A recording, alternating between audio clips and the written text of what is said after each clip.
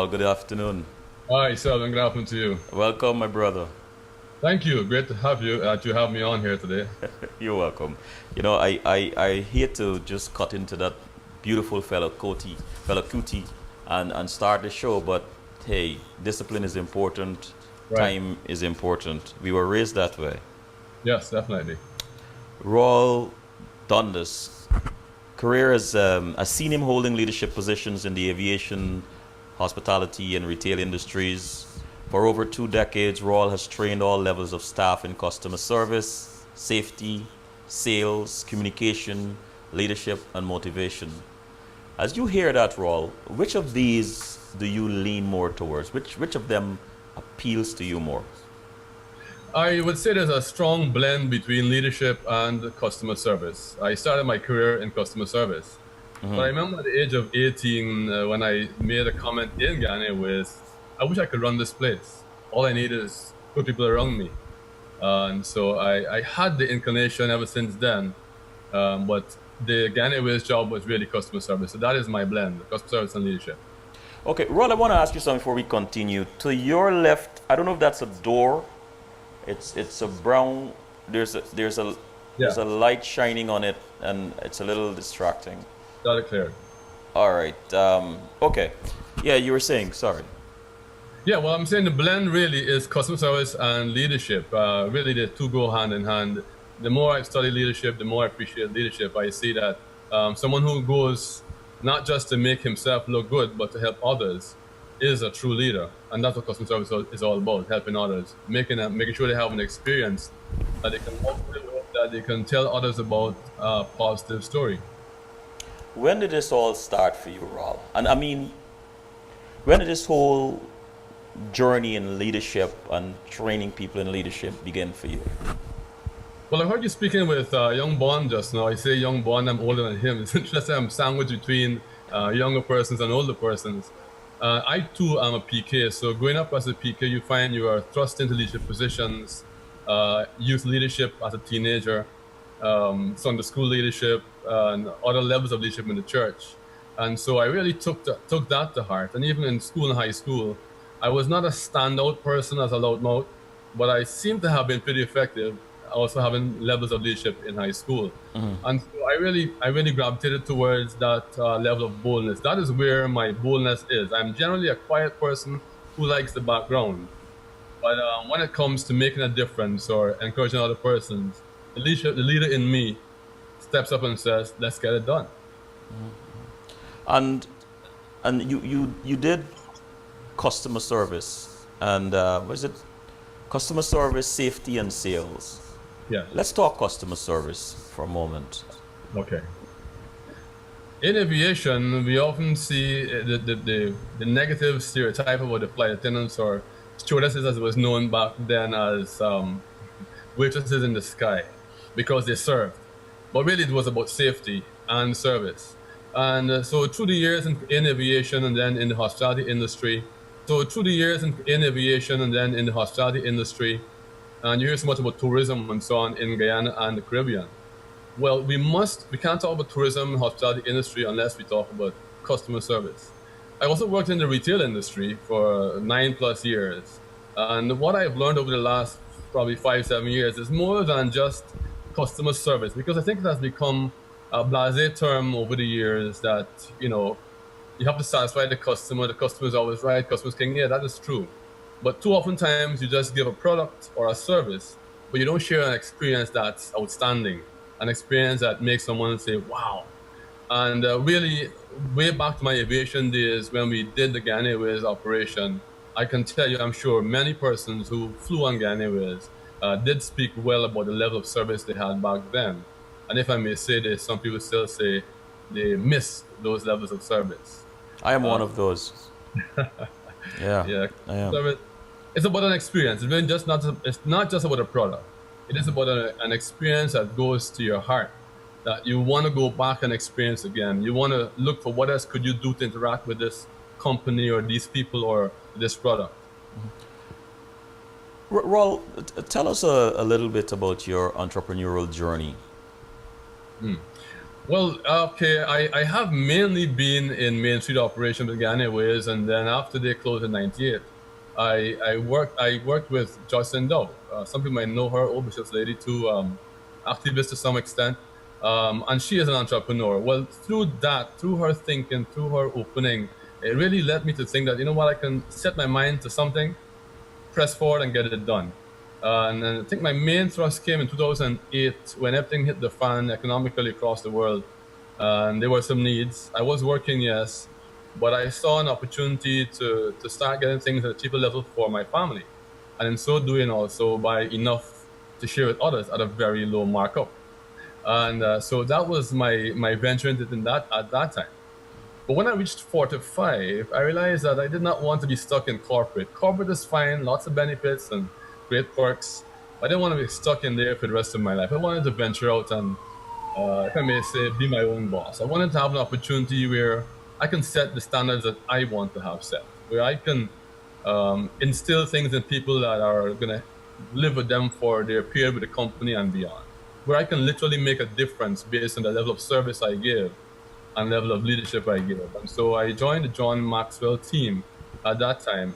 And just fast forward, when I left course in 2013, I started my own company in leadership / training in service leadership and motivation. And how would you rate your success?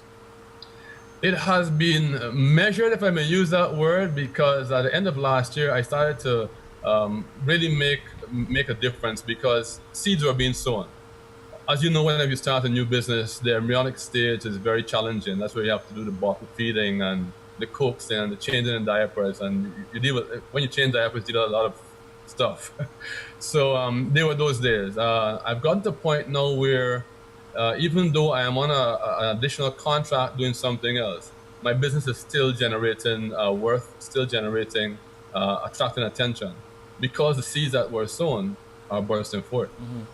Who would hire someone like you, Rawle?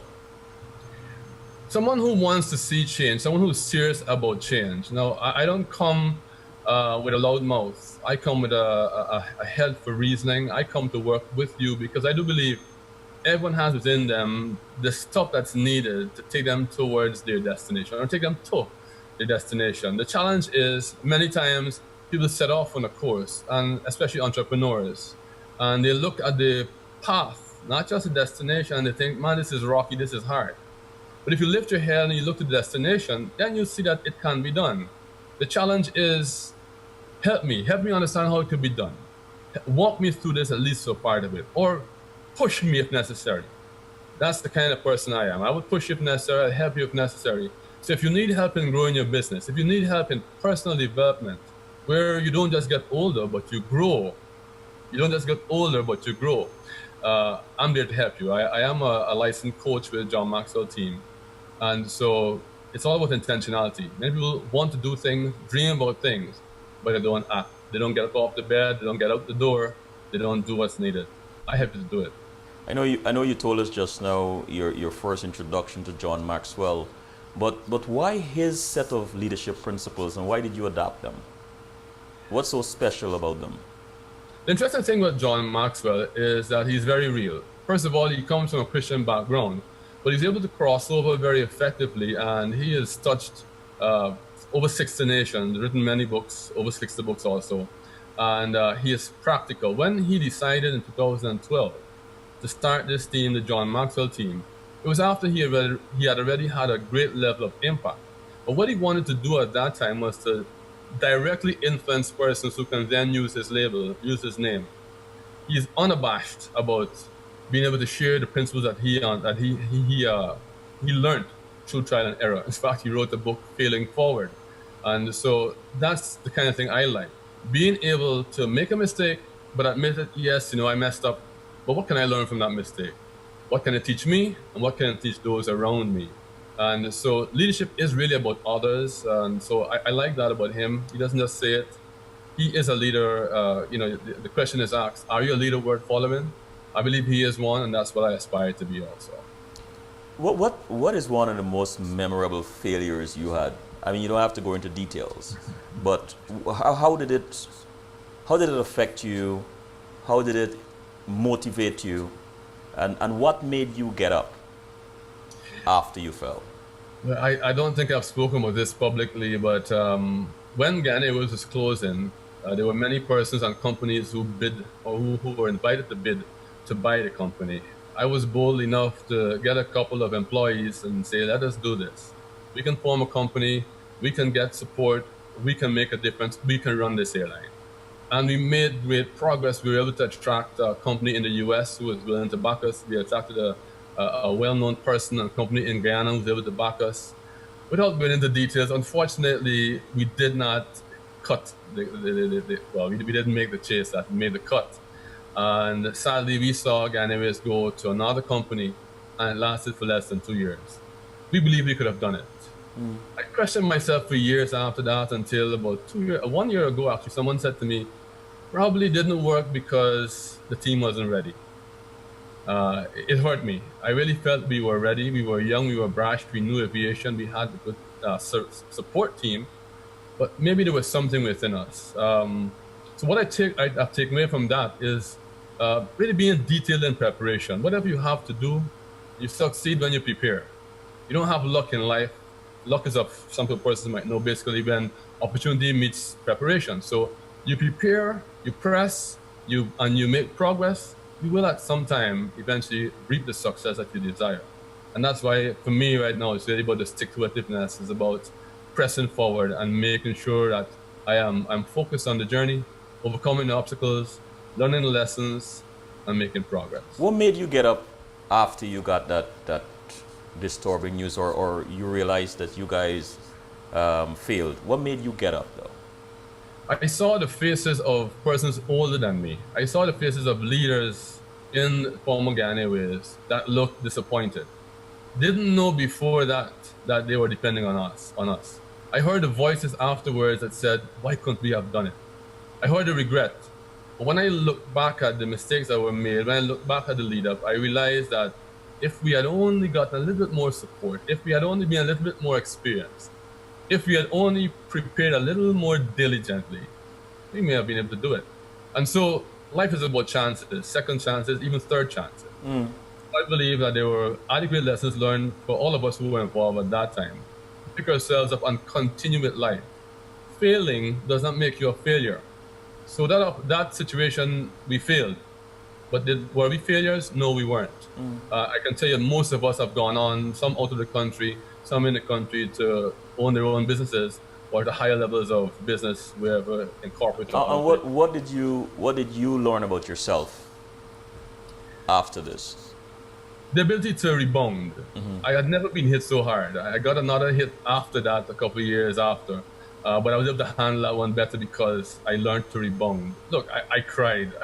That thing hurt me so badly when it happened because I thought we had done everything that was necessary. And so I learned that falling or failing does not make you stop. You should not stop. But open your eyes. Sometimes when we cry, we close our eyes, right? And the tears blind our eyes. But you know what? If you look at tears as a magnifier, we can see ahead through the dim. And we can move forward again. And for me, I know I'm a resilient person. Nothing keeps me down. I've taken blows. Nothing keeps me down. I've learned my level of resilience through that. What advice would you give a new entrepreneur? Well, plan carefully. Don't just dream and keep it in the air. Write down your notes, write your plans down, talk to someone who's been there, done that. Share carefully with someone you can trust. Now, there are many persons you might share your dreams or your plans with, and they say, no, that can't happen. Or they say, you got great potential, it will happen eventually. I believe you will have one or two persons that you can depend on, who you can rap with, share your real dreams with, and even if they tell you no and you ask them why, they will then turn around and explain to you why, and then you can trust their decision. Also, too, you might not want to change, you will not change a destination, but you might have to change your course and get in there.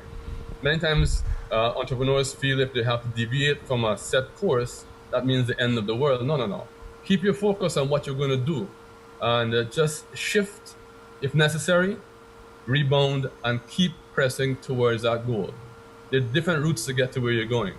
You can't make it on your own, but you may have to make individual decisions based on someone's advice. What do you say to someone who's listening here tonight and is struggling with being able to write things down?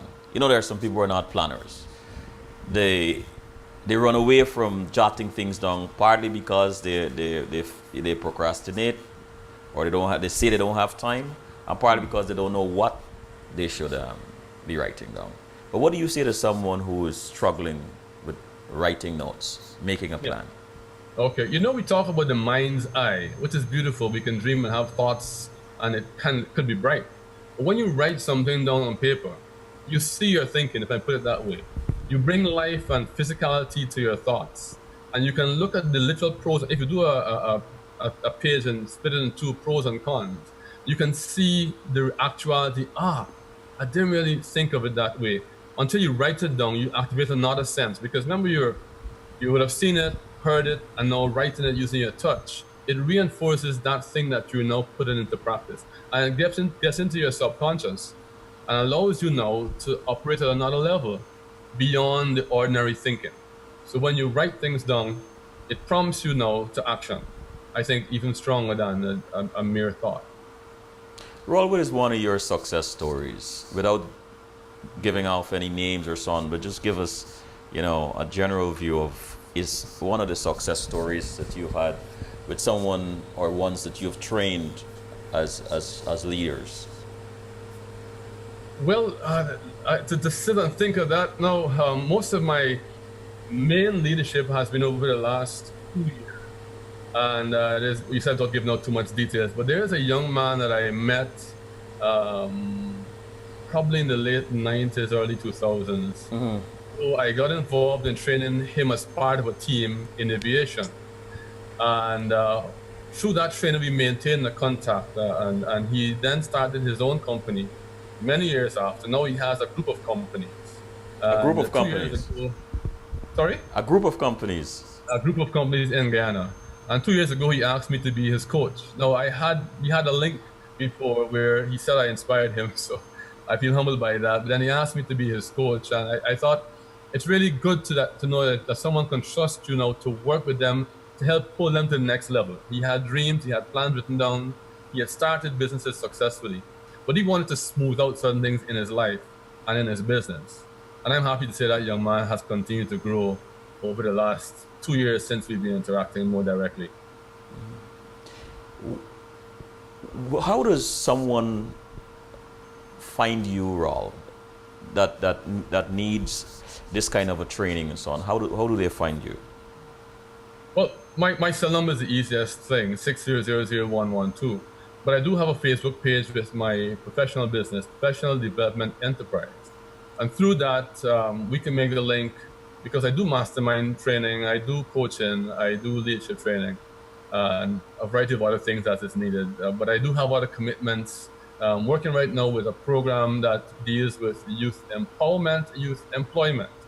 And so I have noticed recently that I can be easily found. I've been getting phone calls even at work. When asking a friend who they know Rawle, and they call me. So I make myself available. I'm at church, but my cell phone is the easiest thing. And like nowadays, you just Google Rawle Dundass, you'll find me. I'm on LinkedIn also.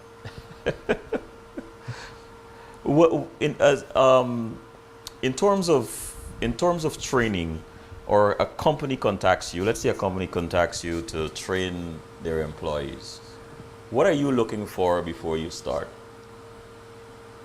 I'm looking for a real desire to bring about implementation. Many companies do training because it's part of their budget. They have to train every year, but they don't pay much attention to training. They throw in a one-day training and that's it. There's no review, there's no application, or there's no way of checking to see if the training was applied. Did change take place? So I want to know that you're serious about it. It's not about the money, go and train and walk away. I want to be able to, I speak a lot about being crazy or being mad, M-A-D, making a difference. I want to make a difference in your life, make a difference in your company. But I can only do that if the seed that has been sown is allowed to germinate, if you water it, if you apply the cream that's given, if you apply the medication that's suggested. And so I want to know that you're serious. not just through saying it, but our discussions will lend light to that you want to be able to do something different. A lot of companies do training. I've had some companies lately who have said we want to move away from our own internal training and to see what it's like to have someone from outside come and do training. How will that impact their team? And I've had some good reviews on that. How do you measure your success when you take on one of these jobs, these projects? The impact to me starts on the last day of training. I've had some interesting responses, and I've had rousing applause at the end of training. I'm like, I didn't make a speech, I give training. Or I've had votes of thanks where people are saying all kinds of things of what they've learned about the training. I also ask for reviews that I can hold you to, where you have 3 things that you're going to apply when you leave the training session. And so the interaction with the people during the training tells me a lot. But at the end of it, I go back into your company or I make a phone call and I see a genuine reaction, not a jump. And sometimes when a boss walks in the floor, you see people jump into action. No, when I step in somewhere and I stand aside and I observe your company, your staff doing the different thing that they have learned, I feel good. They have applied. It's not about job well done for me. It's about job well done for them. They have applied. And how does I guess word gets around to the various companies that have contacted you? Yes. Well, what do you enjoy most about what you do, Rawle? I say that training is one of my highs. I don't use drugs. I drink coffee. But when I conduct a training session, I'm in another world. Just to hear the interaction, to see the different faces, to see in a room of people that's filled, one person trying to get around the back of another to make eye contact so as to get to better understand and see and hear what I'm talking about. That gives me a great level of satisfaction. To hear questions asked and to see a nod of understanding when I respond. And best yet, to hear people off the cuff say, thank you, that worked, thank you. It may have been something I heard before, but it was re-energizing, it was refreshing. Or thank you, that was fresh and new. I like the way that was done. That gets me going, it really does. Give us one example of a principle that when you say it to people, they're usually surprised. It's like one of those aha moments. Oh my gosh, I never looked at it that way. Well, it comes mainly in customer service. Leadership too, generally leadership. Maxwell says that leadership is influence, nothing more, nothing less. And people ask, what do you mean? But everyone influences someone. People ask, what do you mean? But everyone influences someone directly or indirectly. Let me come to the customer service, because oftentimes we speak about customer service, as I said, just ordinarily. But I like to emphasize on the customer experience. And I tell persons it's an emotion. People leave they get connected, they feel a joy, they feel a desire, they feel happiness, literally feel so good. Sometimes people want to cry when they feel wowed because of the experience you shared with them. It's not about a product or a service that you give, it's about that experience, which is an extension of the product or service. And so that often lights people up. It's an extension of just that thing that you said, that you promote your company to be, well, we're selling TVs. No, we're not a company that sells TVs. We're a company that does exceptional customer service and we sell TVs. The extension of the product is the customer experience. Rawle, what has been your biggest challenge or struggle as an entrepreneur? I think I can quickly say a level playing field, and sometimes that is used just as an excuse or used too glibly. But really, we all deserve, or we all have access to similar things. And too often, especially in our country, I dare say, I don't want to get into anything controversial, but it's too often about who you know. I don't really have a major problem with that individually, because I do believe that once you have great confidence in yourself and you sell your product yourself well, you will make the progress or necessary contacts.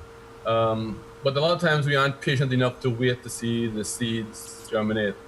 And sometimes people jump ahead of us because they use Miracle Grow. Now, I don't mean Miracle Grow in a positive sense. They use some other means to accelerate their connection. And so the level playing field is very important. Having said that, of course, we wouldn't always have that opportunity available to us. We have to come back to pushing our product. You can't expect to lie down and hope that things are going to happen if you're not watering the plant. Those days, Rawle, and I know you teach customer service and motivation and leadership and so on, but you're a human.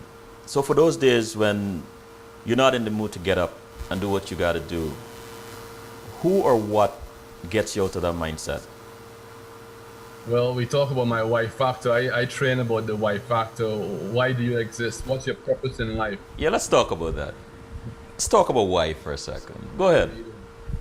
Well, we don't just exist. Everyone has a purpose, and sometimes we don't dig deep enough to find it.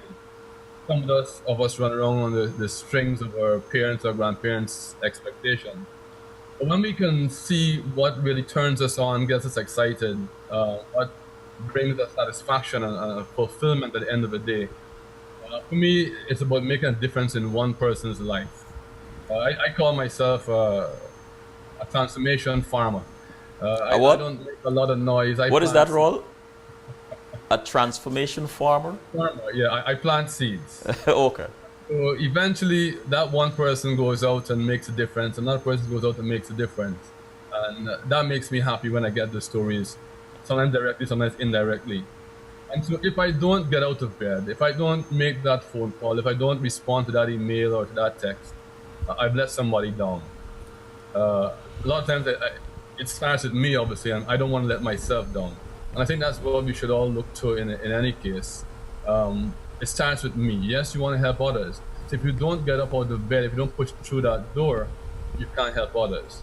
So that it is about doing that thing that makes you happy, knowing that it's not a selfish ambition, but it's something that resonates with those who are around you, your family, your community, your country. Have you ever been in a situation or in a program you're teaching and you felt it wasn't going according to your plan or according to your expectations? What happens then? That's an interesting question. I'm trying to send my mind way back. Let me answer very carefully. I believe in preparedness. And if that happens, it means I wasn't properly prepared. I don't like to hear people say, "Oh, I got a call last night to make this speech, and while preparing for this speech, X, Y, Z." And so there are times when you have a sudden call to an event and you have not been able to prepare properly. You can find yourself caught between a rock and a hard place. But if you know your topic, if you have some idea of your audience, if you have an ability to connect with your audience, then you can work your way out of that debacle, so to speak. But rarely should you have a major fix if you are properly prepared. And I try to always be properly prepared. What is a day, or what does preparation look like for you, Rawle, when you have a major program or a major assignment? What does preparation look like for you? Preparation is interesting. It's almost like planting rice where you just throw in the seeds, because I start off with small sticky pads, yellow pads, pieces of paper, tissue, wherever I am with a thought, I jot it down, and then I start to put it together. Then I rearrange them into the right order, the order I want to use it. And then, of course, I practice. I try at least once or twice to do the speech, or at least pieces of it, so that I hear myself, so that I can try and learn some of the quotations, or make sure my points are properly aligned. If it's a training session, make sure the points and the videos line up properly, the PowerPoints and so on. So it's really about bringing the pieces together, adequate time before the day of presentation. Rawle, I must ask you this. You're in Guyana. You're teaching leadership and service and so on. There's a lot of chatter. There's elections coming up on May 11th. Lots of political chatter.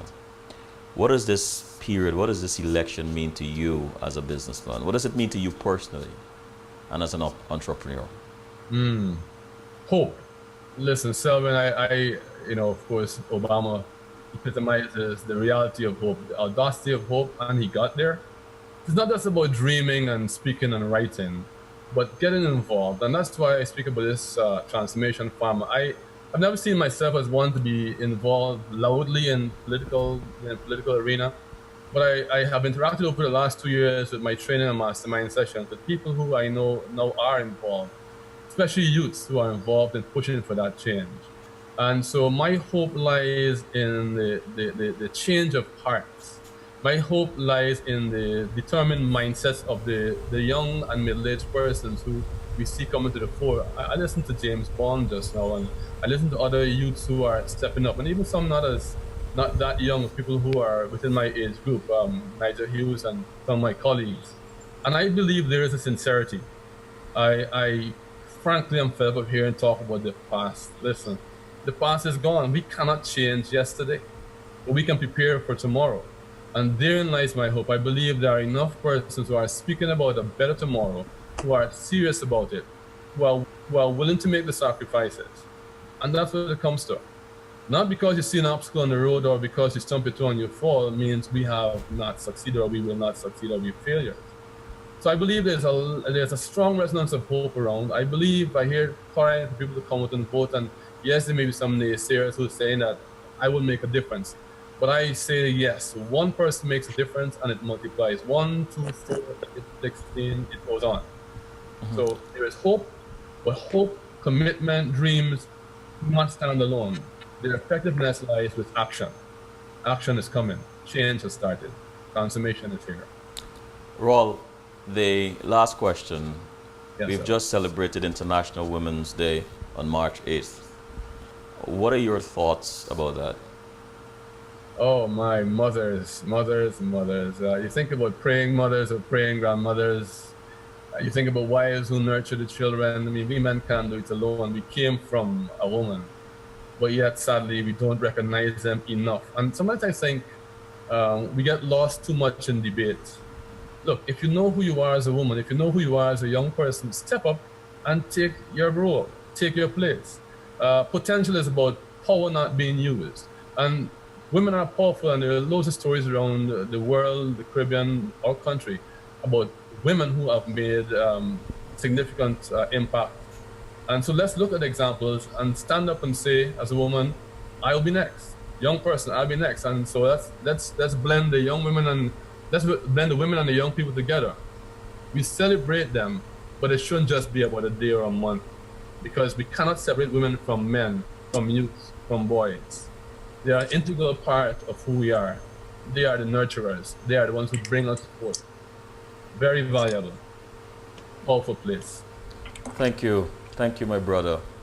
Keep You're up the welcome. good work, and thanks for joining us this afternoon. My pleasure. Great to be among these wonderful people. And All with right, you. you take care. Thank you, buddy. All right, bye-bye.